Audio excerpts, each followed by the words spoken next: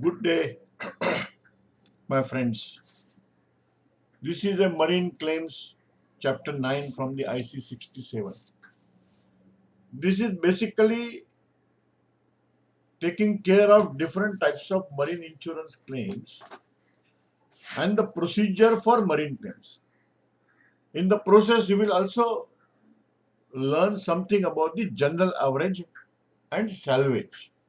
So, this is the topic which is covering important sections, that is, a claims.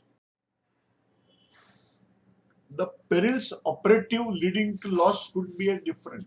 The perils are different. Perils is something like fire, explosion, grounding of the vessel, collision of the vessel, water ingress in the ship's tanks, rainwater damages, and so on. Condensation damages. There are different type of perils which are operative in transit. The journey hazards for each transportation is different. But here, marine types of claim, what happens that if there is a fire and explosion, there could be a total loss, there could be a constructive total loss, there could be a partial loss, there could be a no loss. So, loss only to the vehicle which is carrying. So, basically, we are not going to discuss much on the perils operative, but the nature of loss and what is the procedure to follow a claim. That is the main intention of this chapter 9. So, you look at the categorization of marine losses. The marine losses are basically a total loss or it is a partial loss. So, if you look at the total loss, it is going to be an actual total loss and there would be a constructive total loss. Actual total loss means you have deprived of your cargo. The vessel is pilfered, the cargo is pilfered, the vessel is lost to sea, and there is no chance of any getting your cargo. It is you are deprived of your cargo. So there are various reasons cargo is not available. But sometimes what happens, the cargo is available. Say for example, uh, you import a very CNC machine. The CNC machine at the time of unloading falls down in the dock's premises and they are damaged to such extent that repairing is going to be more than the value of machinery. The duty amount is much more than the salvage value. So then you decide by this is a constructive total loss. That means the repairing charges, salvage charges, etc. It is not going to be economical. The best way is to abandon the vessel, abandon the cargo, not vessel, and that is the constructive total loss. It could be for hull also, hull and machinery. It could be for cargo also. Then there is the actual total loss. What you see, there are physical destructions and the cargo is irretrievable loss. Physical destruction is a total physical destruction and the irretrievable loss will, it is the vessel is sunk, the cargo is pilfered, the truck is pilfered. So that is a irretrievable. And then there is a loss of specie. That means now, say for example, it is a CNC machine. Now it will not function as a CNC machine. It is going to be a different specie only than what is designed. The next is partial loss. Partial loss, it is a what is also known as a particular average. So particular average is the particular loss, the partial loss, loss not to the full consignment, but to the part of consignment, part of part consignment. What is salvage loss? That short of destination when it becomes compulsory to sell the cargo. The sum insured minus whatever salvage proceeds you get, the difference is salvage loss. The next is in particular average you will find total loss of the part cargo or partial loss of the whole cargo. So again there are various combinations in that. And then it comes to the salvage loss. I said that, but in transit, short of destination loss has taken place. You don't want to forward the goods. Then the next is general average. General average means venture is at peril, the venture is in danger. The ship owner is incurring certain expenses. it is a sacrifice. Either he is sacrificing certain items or he is incurring certain expenses. So that is the general average loss. Then this is contributed by the contributory interest in the venture, considering the contributory value of that particular atom at the time of after before peril and after peril. There is a possibility cargo is totally damaged or partially damaged. So the contribution will be based on the what is contributory value of that particular cargo. Then there are different type of charges we'll be discussing. What is extra charge, sue and labor charge, and particular average charges. So these are very important. These are different type of losses. We are not discussing about the peril. Whenever the peril is operative, the losses could be in various nature of type. It can be categorized the way we are trying to explain here and what we are trying to show in the this presentation slide. So let us take the understanding on actual total loss. Whenever the matter, subject matter of insurance, that means what cargo. Even for hull and machinery, it can also be a subject matter of the insurance in hull and machinery policy. So whenever the subject matter insured is destroyed or it is damaged as to cease to be a thing what is its kind before, or whether the assured is irretrievably deprived thereof, there is an actual total loss. As I give an example, if the vessel bringing cargo sinks, I cannot get the cargo. The vessel bringing cargo is damaged to such extent, it ceased to be a specie. Then that is also a total loss to me. So, or it is pilfered.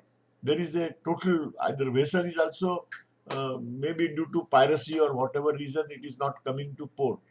And then there is a organized gang, they are operating and they take my cargo. So it is a total, actual total loss for me because there is no, cargo is not available. So in case of actual total loss, no notice of abandonment is given. When the cargo is not available, I will say that the cargo hasn't come. There may be certificates issued by the transporter that there is a pilferage. There could be a theft and pilferage case lodged with the police station. There would be internationally, it will be reported the total loss of that particular vessel. The the VRC, that is vessel's registration certificate, will be cancelled in that case. The vessel owner will give a certificate indicating this vessel is lost to sea. So naturally, when the vessel is lost to sea, the entire cargo along with that is also lost to sea. So there is no question of abandoning. The cargo is not available. If something is available, you will abandon. If it is not there, then you don't require any notice of abandonment for that. Then there is a constructive total loss. You can see the cargo, you can see the vessel, but the repairing charges, the retrieving charges, salvaging charges, and then reprocessing or repairing charges are much more than the value of the atom, value of the vessel, value of the goods. So we call it that although it is available, it is a constructive total loss. So in constructive total loss is subject to any express provision in the policy. There is a constructive total loss where the subject matter insured is reasonably abandoned on account of its actual total loss appearing to be unavoidable, or because it could not be preserved from actual total loss without an expenditure which would exceed the value when the expenditure had been incurred.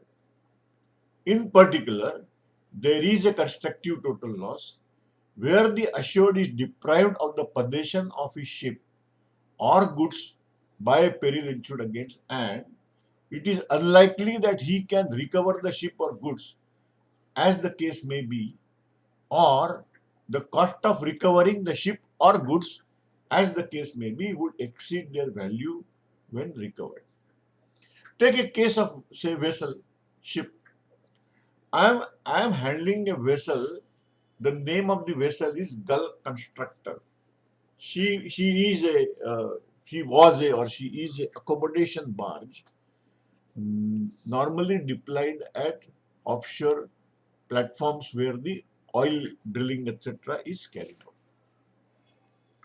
During the May Tortuque cyclone, the vessel, while they were bringing it to safe place, but she drifted and she grounded near Palghar on 18th May. Initially, the owner of vessel tried to salve the vessel. He called salvers, but the entire underwater section was flooded with the water. The vessel, this accommodation barge, dump barge, she was sitting on the rocks. So when he has taken the quotation for repairing, salvaging, for refloating, salvaging, towing, repairing, it was coming much more than the what is value of the vessel insured and actual value of the vessel. So there is an insurable value different, insured value different. So it was more than insurable value, and then he decided to abandon the vessel. When your vessel is abandoned, it is abandoned to initially to insurance company. That is required because there is no constructive total loss. He cannot repair the vessel, use it, and he will also claim for the constructive total loss. This is not permitted. So whenever somebody is abandoning the vessel or cargo to insurance company, there is a legal draft by insurance company not to accept the letter, the abandonment to them, because any abandonment of ship or cargo is attached along with many financial liabilities. So what you have covered only physical loss of cargo when the perils are operative. So you appreciate, you accept it is a constructive total loss. That means it is going to be, the loss is going to be more than some insured, and you pay the total loss. But then don't accept any abandonment to you because it will incur the further liabilities. So a legal letter is given to insured informing that we agree as per the term, and the claim will be settled as per terms condition of policy. We agree that it is a constructive total loss. We are not accepting the abandonment to insurance company. That is your property only, and any legal liability attaches after this incidents, the insurance company will not be involved. There are many liabilities. Oil pollution is there, one, and then there could be various other. If it is disturbing the navigation channel, then the port will breathe on your neck for removal of that vessel. So you have to understand very nicely what is constructive total loss. There is the goods are available, but it is having value, uh, repairing value will be more than some insured. Now take a case of damage to ship. When she is so damaged by peril insured gains, that the cost of repairing. See what happens, either ship is damaged or she is grounded or she is having collision, etc. She may be having its own power, she may not be having its own power. So you required, if it is grounded, sunk or something like that, you required the entire salvage operation. After salvage operation, there will be some temporary repairs. Then she will be towed to the safe place. From that safe place, again with further this thing, she will be taken for the purpose of repairing to some dry dock, etc. And then actual damages to vessel. So that everything, if estimated cost, this will increase, this will be more than some insured. Again, I said that there are two types of things the owners looks at it: sum insured and insurable value of the vessel. If the insurable value is vessel is say 100 crore rupees, and if the estimates of refloating, towing, repairing, etc., it's a 80 crore rupees, yes, it is not a constructive total loss. But if the sum insured is 80 crore only, and 80 crore rupees is this expenses, maybe yes, from the insurance company point, or the owner may exercise the abandoning of vessel. He may get the what you call uh, salvage value thereafter, which is to be shared along with the insurance company. But at the time of deciding constructive total loss, the salvage is not taken in considerations. It's a total loss, and then you accept total loss and then decide about the salvage. In case of damage of goods, where the cost of repairing the damages, forwarding the goods to their destination would exceed their value on arrival. Many times the machineries are in damaged condition, it cannot be repaired. Uh, the sophisticated electronic machineries are never repaired. You know what you call that they don't believe in Hindu marriage system. It is always a constructive total loss. Sometimes there are certain mechanical items like engines, etc. They can be repaired. That is not an issue because but then you require sending it back and then bringing it again, and the repairing cost in overseas. Overseas country, because of the cost of labor, the repairing charges are much more. The repairing involves more labor because you dismantle, check it, inspect it, and then assemble it, test it. So here it is a labor intensive job. This is not a production line job that when you start production, there is a automation and everything is assembled, tested. That is much less expensive than repairing of the item. So it will exceed the value of some insured, and then it is constructive total loss. Now, what is particular average? The particular average, it is not a general average. A particular average is a partial loss. It is a particular damage. It is a part damage caused accidentally by a peril insured against, and thus does not include any damage voluntarily incurred, such as general average damage. General average expenses, etc., are voluntarily incurred. So particular average is not something like that. What is the measure of indemnity? The measure of indemnity for particular average to cargo varies. It depends upon whether it takes the form of loss of part of the cargo or cargo arriving in damaged condition at destination. So particular loss or damage caused accidentally, fortuitously, it is by peril insured against, because if it is not, the damage is not attributable to peril insured against, there is no question of any claim. If it is a off specification or there it falls in the exclusion, it is attributable to inherent nature, it is attributable to inadequacy of packaging, it is attributable to the delay. So all these things are exclusions, and they are not the perils which are covered under the policy. So then the claim will fall outside, and thus does not include. It is also not. That's the reason why I said damage voluntarily incurred. In GA, what happens that my vessel is at peril. There is every possibility I will have the certain damages, or I have the deliberate grounding of my vessel to avoid the major loss. Now, these are the voluntarily incurred damages for safeguarding the venture. But then that will be treated in a general average. There would be particular average to cargo. There would be particular average to vessel. But then normally when we define particular average, which is not a general average. So what is the measure of indemnity for particular average? This is different considering the damages and type of cargo also. Total loss of part cargo. In case of loss of part cargo, the amount payable is proportionate to the value of part cargo.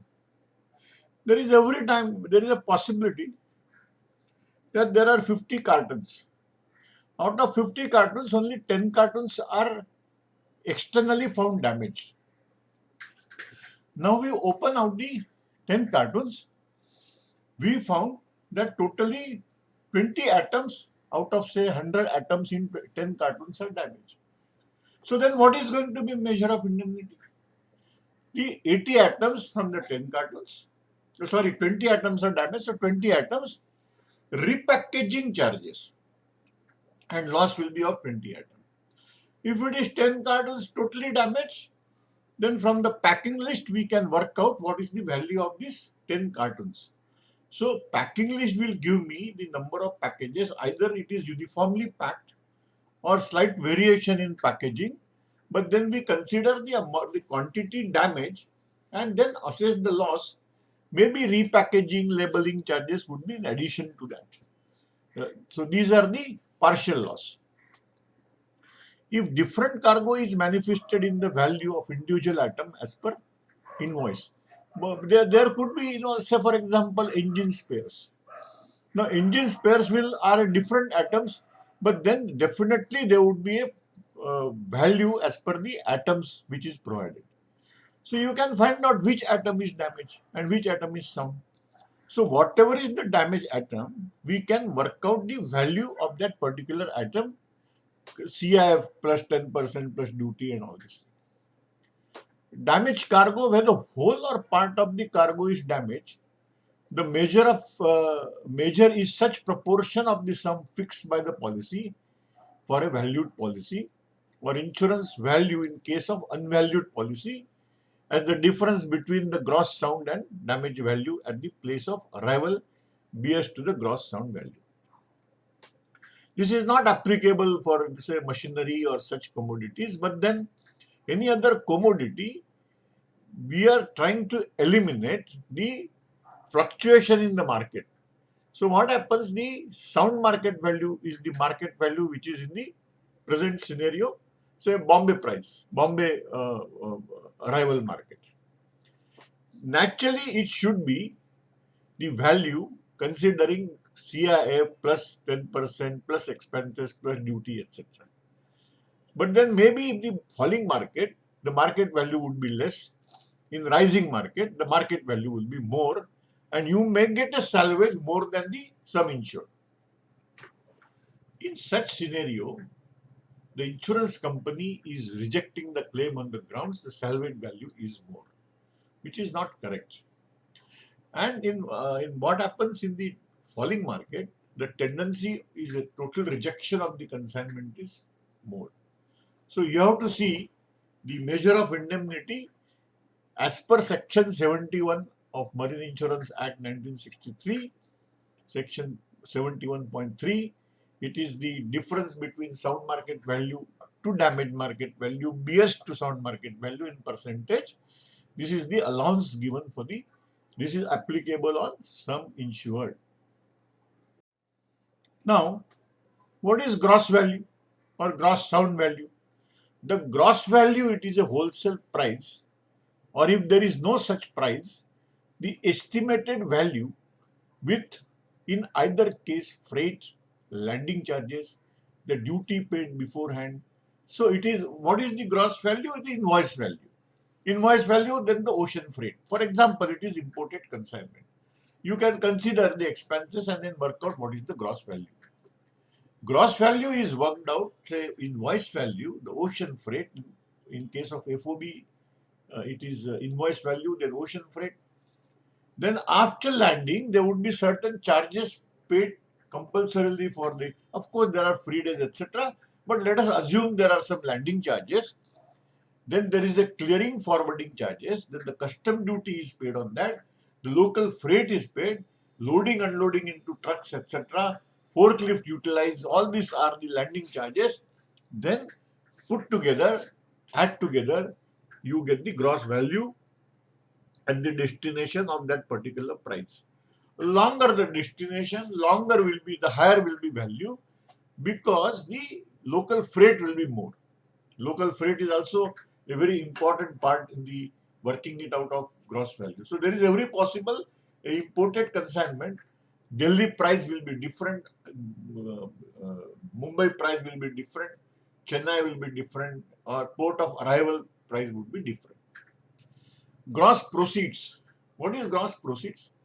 This is the actual price obtained. When you are selling this cargo, either by e-auction or by taking quotations from the salvage buyers. So this is the actual price obtained at the sale, where all charges on the sale are paid by the seller. So these are the gross proceeds. And then there are, of course, then the selling expenses like e-auction charges. Auctioneer will charge something. There would be certain expenses for the floating tenders, advertising in papers, etc. So that is a gross and net sales proceed and the gross sales proceed. What is salvage loss basis? Salvage loss basis basically This is considered at short of destination. For example, at port of refuge or at a place where I feel that taking cargo, putting it into another vehicle, and then taking it to destination where it will be eventually rejected, bring it back to my own place. So it is decided with the consultation with insurance company, considering the overall charges. Let us sell the goods at short of destination. Now at short of destination, when you sell this cargo, whatever you get the salvage, so that is a difference between insured value and the net proceeds sales are considered as a salvage loss basis. So this is adopted at short of destination at port of refuge. Many times that while coming from say America, the cargo is damaged in such a way that port of refuge it was unloaded. The port of refuge will be somewhere again 1,000 nautical miles or 500 nautical miles away. Let us take why 500 nautical miles. Let us say it is unloaded at Sri Lanka. Now, again loading into ship, bringing that cargo here, there is no taker for the damaged cargo in their ship. So there are many issues, and they say that no, it is not proper to take the cargo to Mumbai or Indian ports. It is better to sell it at Sri Lanka. When you sell the cargo to Sri Lanka, then whatever salvage you get, the sum insured minus salvage, that is the salvage loss gross, and then of course there are expenses for sale of this cargo which is to be considered. So what are sue and labor charges? So these are all reasonable expenses incurred by insured in averting or minimizing a loss and are recoverable under the policy, cargo policy. There are expenses that maybe I will have to segregate the cargo, load the cargo. These are the extra expenses which are incurred. And then that is claimed, that is to in order to avert or minimize the loss. I cannot leave the consignment at accident spot or the port of refuge, but then otherwise it will be total loss. So I am trying to minimize loss. I have to go to the place of accident. I have to do select another vehicle if the transporter has frustrated his the transit. I have to incur certain expenses to bring this cargo back to me. Maybe certain level of repackaging, etc., will have to be done. So maybe segregation is required from sound and damage. All these expenses short of destination, they are considered as a sue and labor charges. So they are forming part of your particular. They are also sue and labor charges are in form of particular charges also. The sue and labor charges are short of destination, but particular charges can be at destination. You required segregation, you required repackaging, you required sound and damage segregation, you have to engage labor. Say externally some bags found in water damage condition, but the entire cargo is not water damage. So the best way is you open the bag, remove the material, segregate the lumpy for commodity, segregate the sound in that. So all these things are having certain expenses which is considered by the insurance company because these are at the larger interest to minimize the overall loss of the insurance company. So particular charges, as I explained, these are the expenses incurred on behalf of the assured for the safety or preservation of the subject matter insured. This is not a general average. These are not general average or salvage charges. But as I said that, say for example, certain rice bags or certain commodity items have come in damaged condition. Nowadays, trend is that externally damaged bags are rejected. But then earlier, I have seen many cases. The earlier, if the commodity is in damaged condition in the bags are opened, the rice or the commodity pulses, etc., are segregated, sound and damage, because the water damage, if it is entire water damage, things are different. But it is only one side from top or from bottom. You have good cargo in that, which is segregated, it is rebagged. So there is a expenses for segregation, then sieving it, and maybe rebagging it and restitching. So all these expenses are paid by the insurance company because in order, otherwise they will reject the entire bag and they will say, okay, let us sell it as a salvage. So they are not included in particular average. So they are the additional, this is not added in the particular average, but they are nevertheless, they are considered additional expenses than the particular average loss. This salvage value or the salvaging is in, when we are talking of salvage in terms of cargo, and when we are talking of salvage in terms of hull and machinery, the meanings are slightly different. Whenever the hull and machinery is at peril, when we are trying to save the hull and machinery interest from the peril, then the salvage operation is carried out of the entire vessel. If she is grounded, she will be refloated. She is having any engine problem, she will be towed to a place of safety or port of refuge. So either this salvage could be on no cure no pay basis, that is the one aspect, or it is based on the contract, or it is done by my own engineering and the deck staff, those who are with me, with the help of sister ships. So these are all the charges, are the salvage charges. It could be no cure no pay basis, and the award is given considering the nature of salvage, degree of danger, etc. But the cargo salvage, and then subsequently if something is in damaged condition, that will have the residual value, scrap value in the market, that is known as a salvage value, also in the cargo business. So one is salvaging of a vessel is different, and salvaging of the parts to minimize loss is different. It is, the understanding is different. Salvage means you are not going to sell the vessel if she is at peril. If she is a constructive total loss, the wreck can be sold. That is a different story altogether.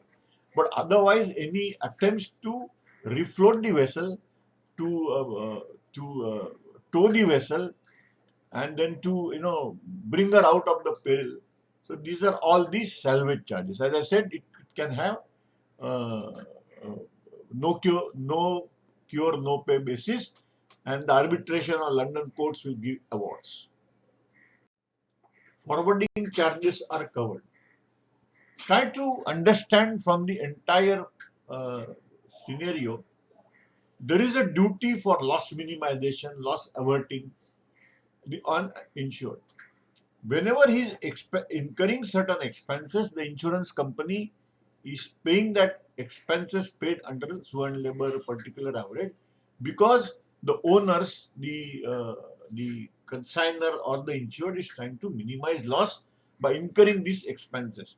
Otherwise, it is going to be a total loss. Similarly, forwarding charges clause is admitted in the policy. So what happens when the insured transit is terminated short of destination or port? The vessel coming from particular place is having a serious problem. Now the person he can officially frustrate the vessel. There are two ways the people will do. Big lines, why it should not be, why we discourage the cargo coming by singleton, etc.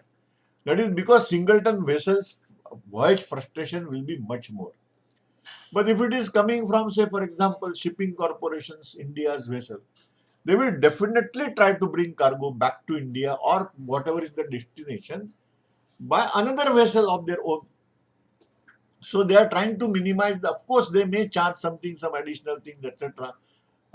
Or they will tell insured that, see, we have unloaded the cargo, voyage is frustrated, you take cargo here, and as per law, it is permitted. And then you claim for recovery subsequently, whatever. So when such things happen, the insured has to go to that port of refuge. He has to engage clearing forwarding agent. Either he is going to sell the cargo at port of refuge, or he feels that no, I can engage another vessel. I will put the cargo in another vessel, and I will bring this cargo uh, to me. But there are certain cargo, for example, then he will, all the expenses incurred for forwarding, including temporary storage, loading, etc., clearing forwarding charges, that everything will be claimed from the insurance company. Of course, up to some insured, that is the limiting factor. It cannot be more than some insured. Otherwise, it is a total loss. No? So, these forwarding charges, there is a clause in ICCA peril, ICCA clauses, and uh, it has to be properly and reasonably incurred in unloading and storing and forwarding of the cargo, the insured goods to the policy destination, whatever destination given in the policy. So these are the forwarding charges from the place of voyage which is frustrated or the transit which is frustrated to the final destination which is covered under the clause and it is paid by the insurance company. There are certain extra charges which are incurred. So there are expenses to protesting of the loss. Then there are surveys to be carried out at short of destination, port of refuse. And there are other proof of loss, including commission or other expenses by sale of auction. Maybe if I am selling it at the port short of destination or even at final destination, there are certain expenses incurred by the auctioneer. And these expenses are the extra charges. So there is a gross proceeds and then there is a net proceeds. So these are the extra charges which are considered by the insurance company. Now only paid by the insurers in case of loss amounts to claim without them. See, amounts to a claim, that means the claim has to be admissible as per the peril insured against. If the perils are not covered under the policy, then any extra charges, port of refuse, forwarding charges, for everything, the loss attributable to the peril should be covered under the policy. If it is not covered under the policy, all these charges, particular average charges, extra charges, sue and labor charges are not honored by the insurance company. So, what is the general procedure for marine cargo claim? Now, basically, what I suggest and what is there from the book. Now, when the goods arrived by sea, the insured should give a notice in writing to the carrier's bailies within 3 days of landing of goods. If loss damages was not apparent at the time of taking delivery, then uh, you can uh, then you can give subsequently notice, but then you can take the open delivery in certain cases. Goods arrived by rail, give notice immediately. So there are two possibilities that the cargo externally is in sound condition and internally it is in damaged condition. The carrier may not be held responsible for such concealed losses because they will say that externally there was no impact, there is no accident, there is no fortuity. So the losses may be attributable to the adequate packaging, stuffing, etc., for which we are not responsible. Then the appointment of surveyor. The moment you get this, you appoint a surveyor, insurance company, if the claim is exceeding rupees 20,000, because that is the minimum. Up to that, no surveys are required. This limit has increased, but let us maintain the same. So survey fees initially, earlier this was the system. Initially it was paid by the client and reimbursed if the claim is payable. Now you see what was happening with this insurance company putting surveyors in the hands of insured. If claim is not payable, then the insureds were not paying to surveyors, and then just to get the his claim, uh, maybe surveyors are adjusting. Uh, but now this has changed. Now all marine survey fees are paid by the insurance company. So they are at liberty to say that this claim is not payable. Insurance company can decide independently if the claim is payable or claim is not payable. Because I am submitting my report for underwriter's consideration. But then what is the process? Say for example, let us take it is an import consignment. Now import consignment is unloaded in damaged condition. So bill of lading will give me a proof that it was in good condition. But if I realize that where the cargo is coming in damaged condition, then I will ask master of the vessel what has happened. So he may give a note of protest or letter of protest indicating I have experienced a rough sea, there was a fire, whatever it is. So I have a letter of protest from the master of vessel to prove that the cargo was damaged in the vessel.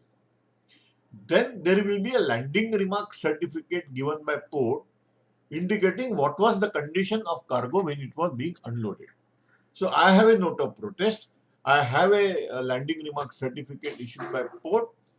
Then our clearing agent will ask for inform insurance company along with the, you should be asking, give me photographic evidence, give me estimate, because then you are going to decide, surveyors to be appointed. Nowadays, somebody is just writing a one line email that cargo is damaged. There is a rush for appointing surveyor. Now you can always ask them, give me photographic evidence that cargo is in damaged condition. You give me allegation to cause of loss. You tell me what is extent of loss, what damages are suffered. So initially only you take this information. You can always ask, submit a claim form, get the claim form also duly signed, although it is not customary in marine cargo to get a claim form, etc. Once you get that, the clearing agent will have asked for the joint survey.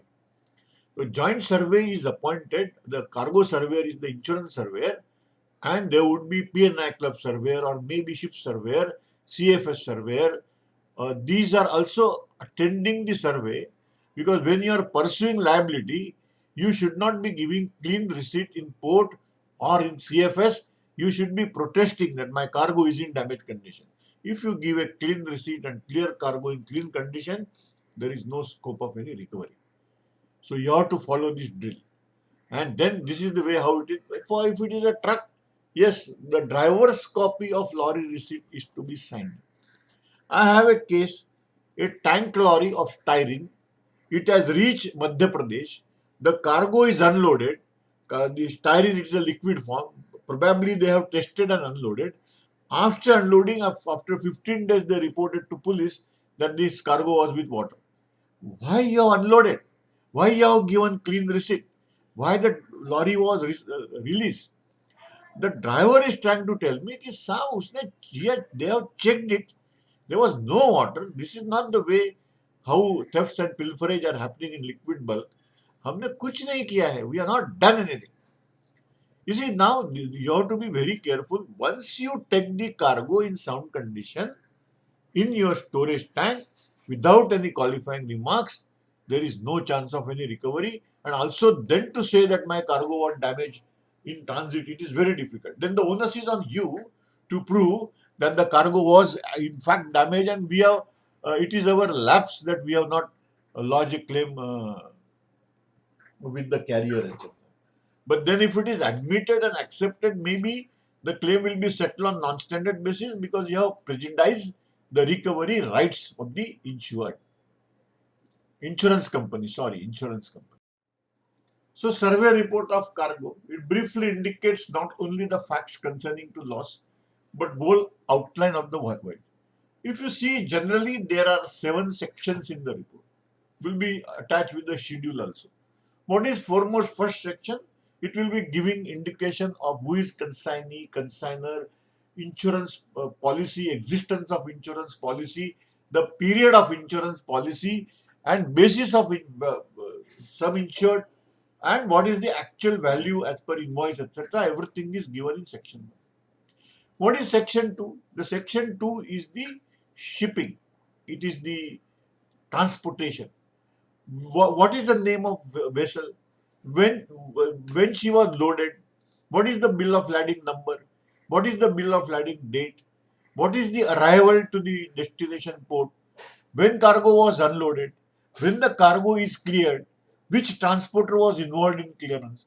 So this is taking care of movement from one place to other place. Maybe it is by ship, air, rail, trucks, whatever it is. If it is combination, it is a multi-mode, everything has been incorporated in section 2. Then what is section 3? Section 3 of the survey report is very important, which is taking care of the commercial aspects.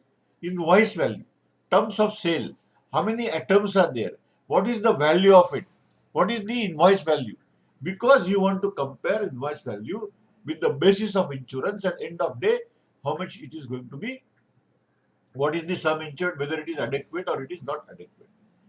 The next section is related to the date of survey, where survey has been carried out, what are the damages? Now the damages are explained in the schedule, that we were offered out of 50 boxes, one box, external condition, internal condition, if it is possible to have final survey at final destination, all the details of the damages are incorporated.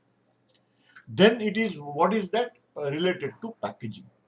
What was the external packaging? What was the internal packaging? What should have been packaged? How this was, also the stuffing in the container, where you have found the damages, whether it is adequately stuffed, whether it is adequately packed. All this section is related to the packaging. When the packaging section is over, then there is a section of salvaging. So what is the extent of damage? Is it a total loss, or it is a theft and pilferage? No salvage is possible, or there is going to be a salvage value, that is the residual value, or a value as a scrap in the market. Copper atoms, silver atoms, they have some value. Even electronic atom, because of silver soldering, etc., they do get some value because the silver price is also more nowadays. So all these things are then discussed, and then the last section in Indian market, which is not there in the for overseas insurance companies insurance service report, it is the adjustment. Adjustment as per loss. Whether it is falling in any exclusion, whether it is falling, is there any breach of warranty? What are the implied warranties and express warranties provided? What is the validity period? If the loss is in validity period, if the loss is because of fortuity or accidental, or it is a non-accidental. So these are all adjustment requirement of a survey report, which has been given in details in the survey report. So in Indian market, survey report will tell you the extent of damage, cause of damage, whether it is, and then he is adjusting as per terms and condition of policy, and you understand whether this claim to be paid, not paid. Then the recoveries, what the client has done for the getting it recovery from the carrier, whether recoveries are possible, whether recoveries are prejudiced. All these things are explained in a survey report. Then the claims payable abroad. Of course, if it is abroad claim, then either Lloyd's agents are appointed, or the Webster, your claim settling agent of the public sector. In fact, more or less all companies are appointing Webster. If they are their own office, it is a different story altogether. But they are appointing their own surveyors, and then the claim settling agent will adjust the loss, and he will inform insurance company that this is the my what you call recommendations for the loss in the named peril policy. The surveyor should comment in his survey report that what is possibility of recovery.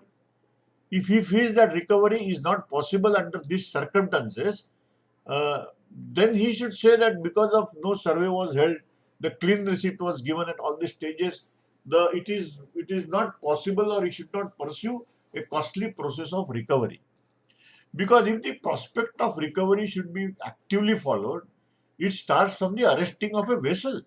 You can arrest the vessel if they have damaged the cargo, or you can arrest the sister ship if the vessel has gone away from your port.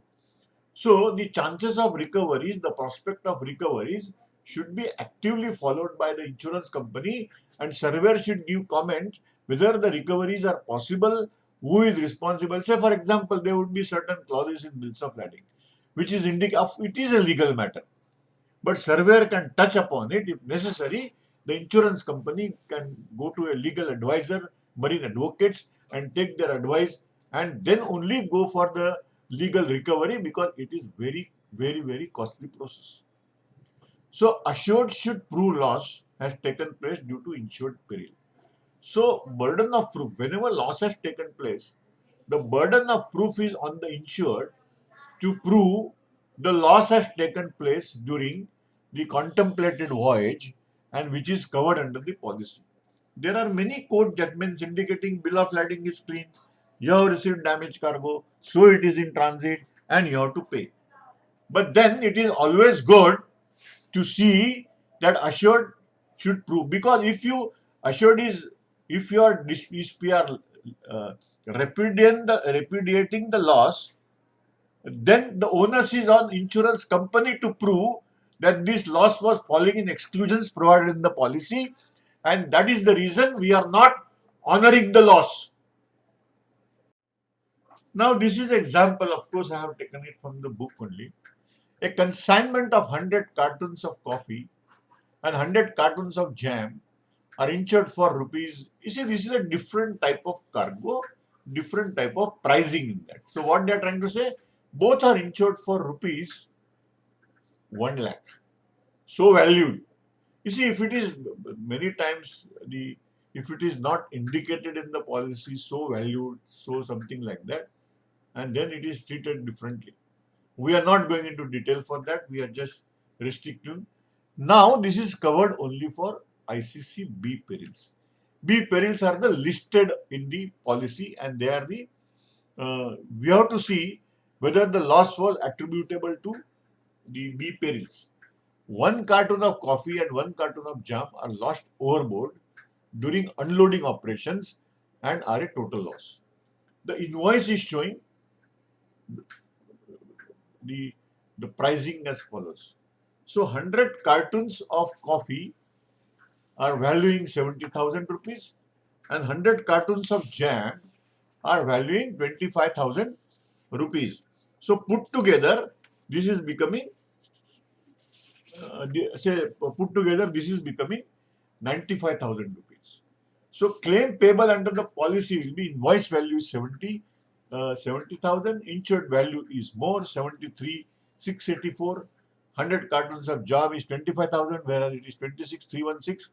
So the insured value is 1 lakh and the invoice value is 95,000 rupees. Now you have to work out sum insured of 1 carton only, which is damaged. So we have worked out the cost of 1 carton, which is 763.84, and insured value of 1 carton of jam, it is 263.16. So thus where different types of goods are insured under one sum insured, section 72.1, the Marine Insurance Act 1963 provides the basis of division of the sum insured, that it is proportion of the insurable value, the insurable value accounting to section 18.3 of the Act. And this is the way we have to work it out. The policy is for CF value. The damage now, duty claim. Duty will not be attracted because this is before uh, passing up from the custom, this is damage. So this is in a way it is a total loss short landing. It is the short landing certificate or lost overboard certificate will be issued by a port, and then this is the way claim will be settled. So this is another example. The 10 cases of cotton textile, each case of equal value, railed from Mumbai to Delhi, are insured for rupees 1,20,000 rupees. One case lost in transit was not available for delivery. Contents of 3 cases were damaged by contact by rainwater. As an allowance cannot be agreed between the surveyor and the consignee, it was found necessary to sell the damaged goods for the best value obtainable. The gross arrived sound value of the 3 cases was 40,000 and the gross proceeds of the sale was rupees 18,000. Survey fee was rupees 200. The claim payable under the policy, which was subject to Inland Transit Rail and Road Clause A, is arrived, and the example is given in following slide. So 10 cases of cotton textiles are insured for 1,20,000 rupees. Therefore, one case will be valuing rupees 12,000 rupees per case. Now the claim is for non-delivery of one case. So the value of one case is 12,000 rupees. The insured value of 3 cases textile is 36,000 rupees. So gross around sound value is 36 plus 36. So gross around sound value. That means when at the destination we are getting the value of that particular damaged cases as 40,000 rupees against 36,000 rupees. sum insured. So gross arrived damage value of this particular case we are getting when we are trying to dispose it of by salvage. I am getting 18,000 rupees. So the difference is 22,000 rupees. Now the gross arrived sound value minus the damage value bears to the sound value. The percentage of loss is 55%. So the allowance is given 55% on the insured three cases, which is uh, on 55% on 36,000. It is 19,800. Then there is a additional expenses of survey fees, which is 200 rupees, for example, uh, which is totally then 20,000 rupees plus 12,000 rupees, which is a total loss. So what is going to be lost? 32,000 rupees under the policy. The damage to certain now this is only a what you call the salvage is through salvage buyers and there are no expenses. If it is any salvage is more than 5 lakhs rupees, then it has to be as per the CVC guidelines. There are certain guidelines, auctioning process is given. Nowadays there is e-tendering, etc. But up to 5 lakhs rupees, you can get an offer from salvage buyers and sell the cargo with consultation with the insurance company. So damage to certain commodities may be customarily dealt with a special ways of arrival at destination ports. The insurance are specific clause in their policies to follow such customs. This is very, very important. The method of assessment and adjustment. This is a third example. We can say that 100 tons of potatoes were shipped on a vessel from Mumbai to Jeddah and were insured for pounds 20,000. Subject to Institute Cargo Clause A. The vessel stranded near Bab al Mandeb. Water entered in cargo holds. Entire consignment of potatoes were damaged and began sprouting. The vessel seriously disabled, put in Aden, where the voyage was abandoned. Voyage was frustrated, voyage was abandoned. Then it was decided to sell the potatoes at Eden to avoid a later total loss, because it is a commodity, perishable commodity having a limited shelf life. She is at the cargo is at peril, so it is always good to sell this cargo at short of destination, at port of refuge, and whatever, try to minimize the overall loss. The sale proceeds were at the rate of say pound 60 per ton, with sale charges of 1% of gross proceeds of sale. Survey fees were pound 40. Adjust the claim payable. This is known as this, the claim settlemental salvage loss basis is as under. This adjustment is known as a salvage loss basis. The consignment was valued in 20,000 pounds. The gross proceeds were 6,000 pounds. The sale charges were 1% of 6,000 is 60 pounds. Survey fees was 40 pounds, so 100 together. So net proceeds are 5,900. So sum insured 20,000 minus 5,900. So the loss is adjusted to 14,100 pounds. This is the way, this is known as a salvage loss basis. Here we have not seen damage market value, sound market value, anything. So general average and salvage. What is salvaging? Where it is the trying to save the vessel from grounding, from any other peril which has uh, come across. This is not the salvage. It is not the selling of the cargo or something like that. Now the general average, whenever the venture is at peril, it is the vessel owner will have certain sacrifices. That is, he will sacrifice certain cargo or certain vessels, atoms, etc., in order to minimize the loss. Or maybe his engines are put, which is damaging, but overall venture is saved. And he is incurring extra expenditure for the refloating, for the towing, and for various nature. When the expenditure are incurred, they are extraordinary in nature because it is not an ordinary course of transit. because tugs required by ship is ordinary also course of transit. But this is extraordinary, required for extraordinary peril which was operative. It is voluntarily and reasonably incurred. There is no compulsion. There is a voluntarily incurred. It is reasonably incurred, reasonably spent. It should not be, somebody should not make a profit out of loss. This is to be considered, and then uh, it should be in the time of peril, which are trying to avoid loss by peril. So this is considered for common safety of the maritime adventure. This becomes a general average loss. Then the contributory value of the each atom is considered, it is worked out, and then whatever is the expenditure and sacrifice and the other expenses like average adjuster fees, surveyor fees, etc., or any other expenses at port of refuse of reconditioning, everything is considered, and considering your contributory value, you are contributing to the general average expenses and loss. What is the procedure? You have to execute a bond.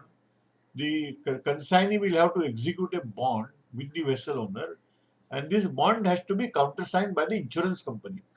The insurance company, having a good financial standings in the market, their bonds are accepted. Otherwise, they will ask that you get it through banks. The bank who is having a the noted financial conditions. Whenever the vessel is at peril, the salvage operation is carried out. I have said the salvage operation on a vessel, it is in general in 3 or 4 parts. Either it is a Lloyd's Marine Open form is signed, and then there is a salvage operation by independent salvers. They carry out the salvage operation on no cure, no pay basis. Then there is a PNI club involved. There is a person from PNI club also along with the board. They are all noting down the cargo underwriter, cargo hull surveyor can also ask for the overall people on board. He can note down the expenses as per scopic rates. Special compensation of PNI club rates. So these are the, say, master mariner 1 per day charges, for example, $2,500. Naval architect on board, per day charges $1,500 per day. The D-shackle, the pumps, the wires, the compressor, the diesel engine, whatever are used, considering the number of days and mobilization, demobilization charges, these scopic rates have given the rate of each atom to be considered and per day charges. So we are writing it down, total amount incurred by the salvers as per scopic rates. Say for example, there are say $10 million is the cost as per scopic rate incurred for salving the vessel. The vessel is salved. Now the London court or the Singapore court is giving an award considering degree of danger, the equipments used, people involved, property saved, the value of property saved. He will give award of $5 million. Now, $5 million will be contributed by the various interests, hull and machinery, cargo interest, the container interest, whatever it is. And the remaining 5 million dollars will be paid by the PNI club. That is the special compensation as per the rate, the difference. Now, as I said, this is no cure, no pay basis, where the vessel owner will not directly pay anything to the salver. It will be decided after completion of all operations.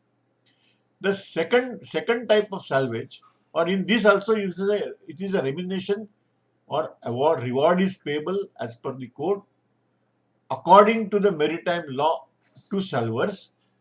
They will consider, there are various points to be considered at the time of deciding award, which could be to the tune of 40% value of the vessel, 50% value of the vessel. It depends, the nature of salvage. It cannot be fixed in any percentage. Now, who is voluntarily and independently of contract render services to save property at sea? So it is only Lloyd's open form is signed. There are no other contracts, etc. So as there is no contract, he is voluntarily incurring Salvage is incurring expenses to safeguard the maritime peril, maritime venture, and he gets the reward, he gets the award as decided by the court. This is the marine salvage of first nature. The second thing is this, that there is a company, big company, they have say 40, 50 vessels. So they have many superintendents, they have master mariners, they have chief engineers, they have naval architects, they have the full technical staff to deal in the such operation. They have their own tugs, they have the own system, they have own full workshops, etc. So they will carry out the salvage operation by themselves, incurring various expenses as per the market value, whatever is prevailing. And then they will claim from the insurance company as a sworn labor. So this is not independent of the contract. It is a insured is doing under sworn labor, and that is also paid. The third thing is that I have this good staff, but I don't have divers, I don't have many things like underwater welders. So I engage certain contractor at a fixed remuneration. It has got nothing to do with even the operation fails. These are the expenses incurred, and this is the third method of salving, by giving contracts. For towing there is a contract, for welding there is a contract, for refloating there would be contract, for towing there would be contract. So this is done through a contractors. The fourth is in that also sister ship is also, vessel is at peril, I require towing.